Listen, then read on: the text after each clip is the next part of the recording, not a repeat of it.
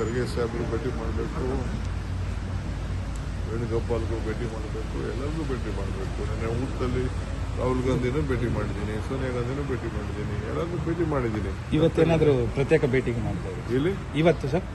ನಾನು ಖರ್ಗೆ ಸಾಹೇಬ್ರ ಜೊತೆಲಿ ಹೋಗ್ಲೇಬೇಕಲ್ಲ. ಈಗ ಇದಕ್ಕೆ ಸ್ಪೆಷಲ್ ಫ್ಲೈಟ್ ಬೆಳಗ್ಗೆ 8 ಗಂಟೆಗೆ ಹೋಗ್ಬೇಕಾಗಿತ್ತು. ಹಾಂ ಸರ್.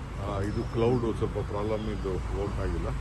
ಈಗ ಹೊಟ್ಟಿದ್ದೀವಿ ಸರ್. ಇದು ಪೊಲೀಸ್ ಅವ್ರದ್ದು ಇವತ್ತು ನಿಮ್ಗೆ ಇದು ಕೊಟ್ಟಿದ್ರಲ್ಲ, ನೋಟಿಸ್ ಕೊಟ್ಟಿದ್ರಲ್ಲ, ಇವತ್ತು ಹೋಗ್ತೀನಿ ಅಂತ. ಈಗ ನಾನು ಈಗ ಹೋಗ್ಬೇಕಾಗಿತ್ತು, ಈಗ ಅರ್ಜೆಂಟ್ ಇರೋದ್ರಿಂದ ಹಾಂ ಸರ್. ನಾನು ಅವ್ರಿಗೆ ಟೈಮ್ ಕೇಳ್ತಾ ಇದ್ದೀನಿ. ಹಾಂ ಸರ್.